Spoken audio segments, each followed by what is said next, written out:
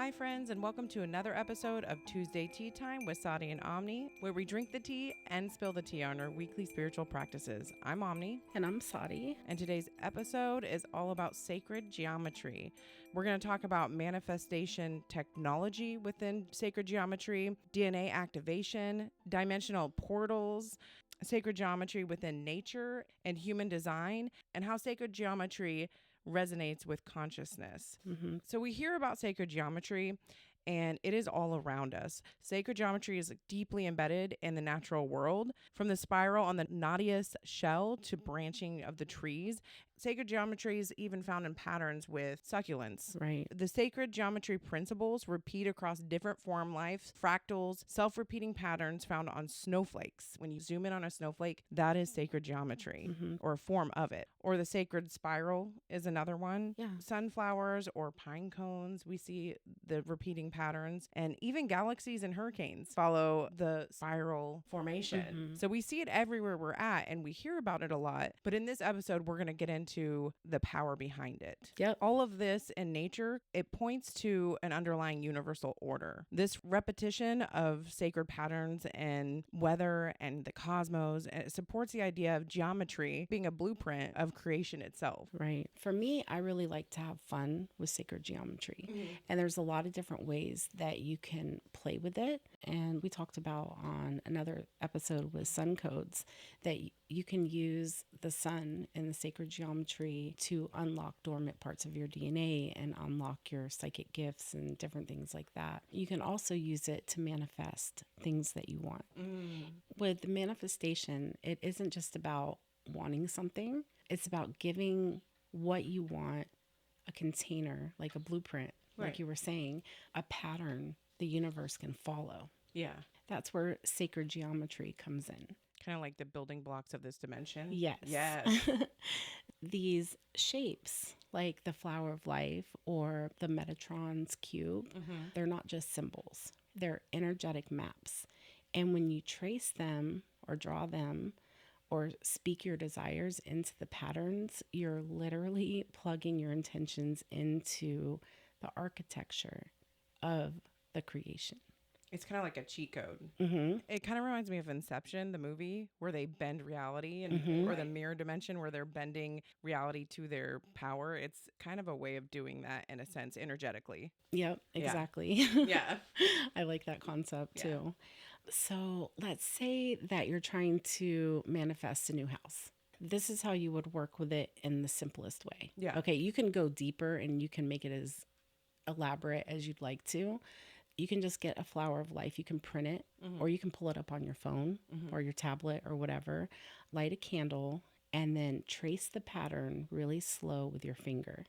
Use your finger kind of like a magic wand. Oh, I like that. And as you do it, you say something like, I'm calling in a 4-bedroom home. And I need it to have room for healing and a safe space and a sanctuary aligned with my spirit. Ooh, right? I love that. And then you don't have to overthink it. Just trace the lines of the pattern that you're doing and let the movement of your finger cast the spell. That's so cool.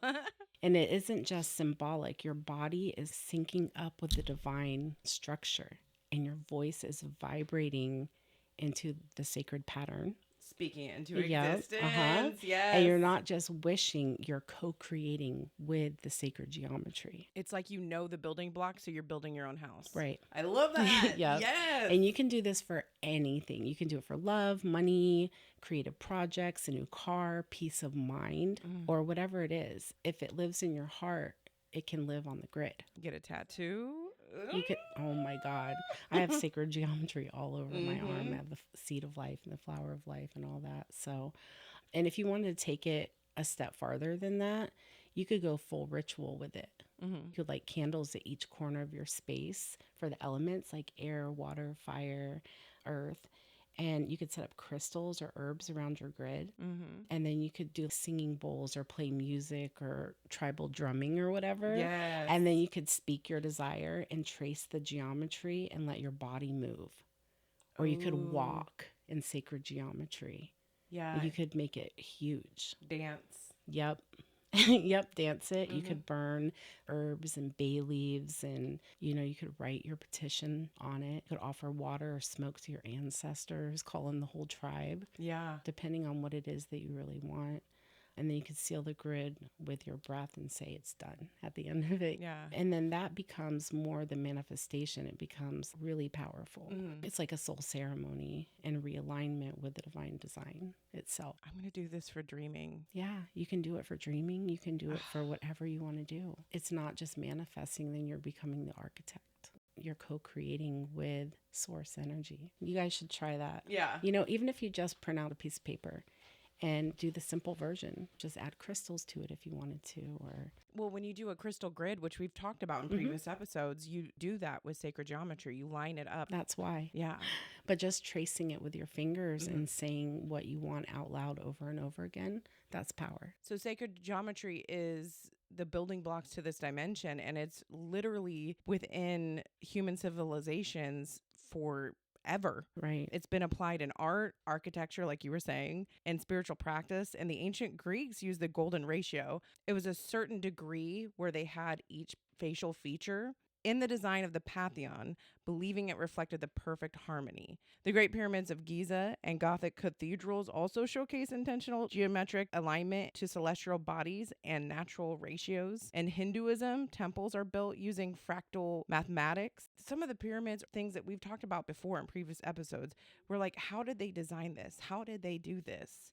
They were using sacred geometry. They were literally using the building blocks of this energetic realm to build physical towers and buildings that are believed to have great power. Yeah.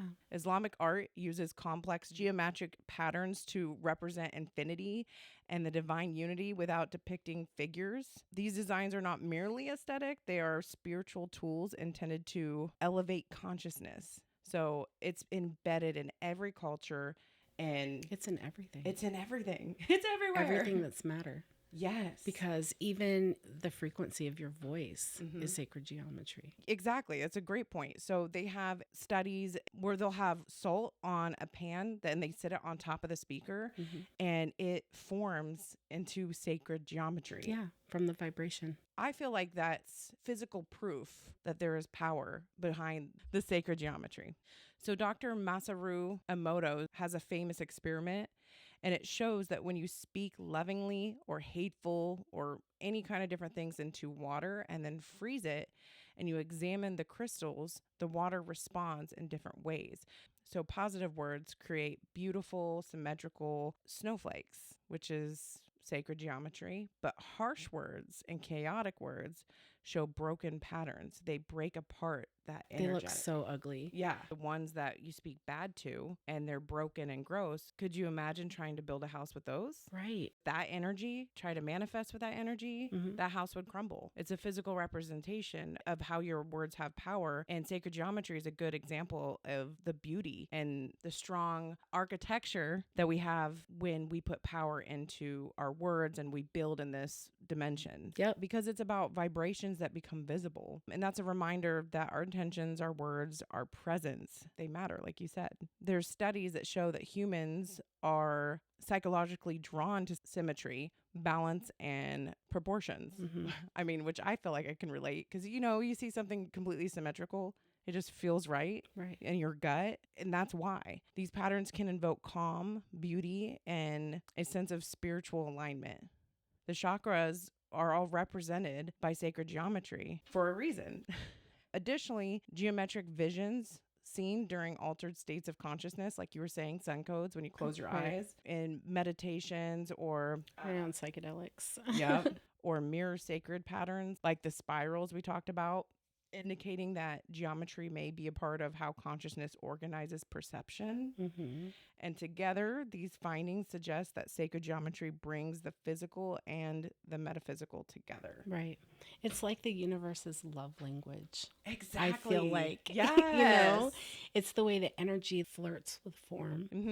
And you can play with it. And that's the fun part. I love being a human sometimes.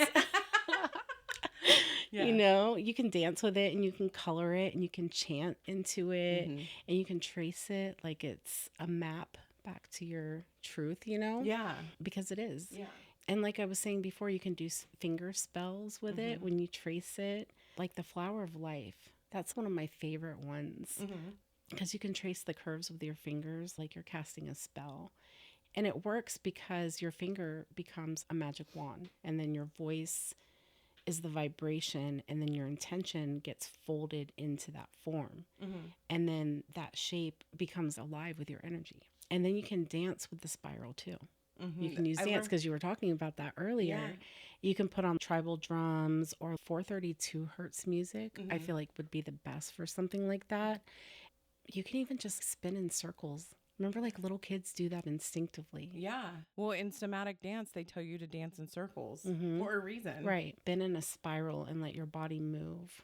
And then you can spin and circle your hips, raise your arms into triangles, you know, and our bodies just, if we let ourselves, it'll do that naturally.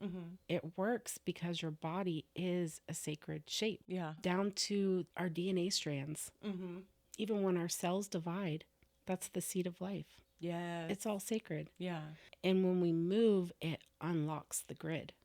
You start to become the geometry. And then the energy flows where the rhythm goes. Oh, right? I like that. Yeah. Oh, and then you can color too. You can download the sacred geometry patterns like the seed of life, and you can color them in when you're meditating, like art rituals and stuff like that. Yeah, you know, like that. I know you would like that because you're an artist. And you can use colors that feel aligned with what you're calling in. You could use green for abundance and blue for clarity and red for passion. And then you could write a word in the center of it, like peace or power or my house or my love or whatever it is that you're trying to do. And it works because coloring slows your brain down into alpha state. The shapes calibrate your nervous system into harmony. You're literally imprinting energy into the design. Oh, I like that. And then you were talking about mirrors too, right? You can tape sacred geometry shape to your mirror and every morning look at it and say, I'm shaped by a divinity. I'm a pattern of power. My life is unfolding in sacred symmetry. Or you can like kiss the paper after or whatever, smile at your reflection. That works because you're doing repetition plus symbol plus reprogramming. And you're not just saying affirmations, you're anchoring them into the divine geometry. Yeah. I like so that using the mirror affirmations plus sacred geometry. I love that. I do dry erase markers on my mirror to do mantras and stuff. And you can add sacred geometry to that as well. Yeah. Even just taking a walk. Now that we're talking about sacred geometry, look at the spirals in the flowers, fractals in the leaves and the hexagons and the honeycombs. Look at the starbursts and the seeds and take pictures of it. Yeah. Talk to them. The succulents. Yes. Because when you're doing that, you're bringing your awareness to that and you're connecting with the outer and the inner world around you. And that pattern is recognition. And it's reawakening your intuitive intelligence. I love that. So you don't need to understand geometry at all. Your soul does. It just recognizes it because it is it. So we can just make it fun. Yeah, as life should be.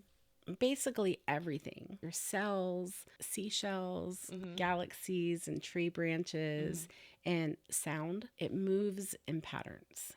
And those patterns are sacred geometry. Like the flower of life holds the 5 building blocks of all matter.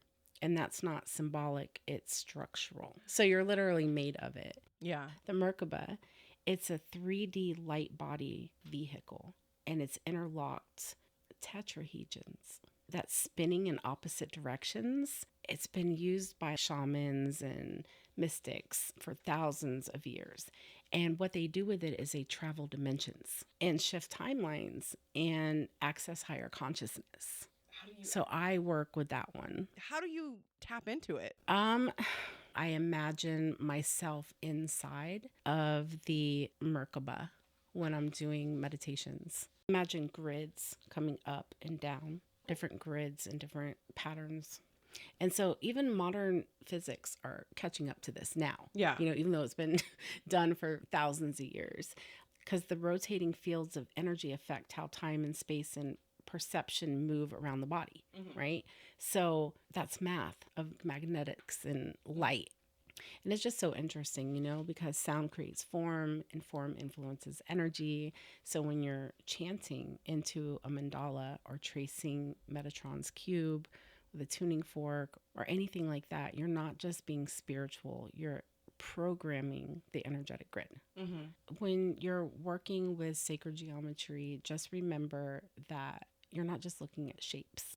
You're looking at divine infrastructure, their energy maps, and their dimensional doorways. So when you trace it and you chant with it and you breathe with it and you move through it, you're not doing a ritual, so to speak. You're reprogramming your reality and the reality around you, because that's what we're doing here. Even though sacred geometry is pretty to look at, it's not just for decoration, you guys. It's for transformation. So I hope you liked this episode. Yeah, I liked it. I'm a part of it and I love it. Right. All right. Well, I guess that is all the tea we have to spill today. And always remember to keep your minds open. Namaste, bitches.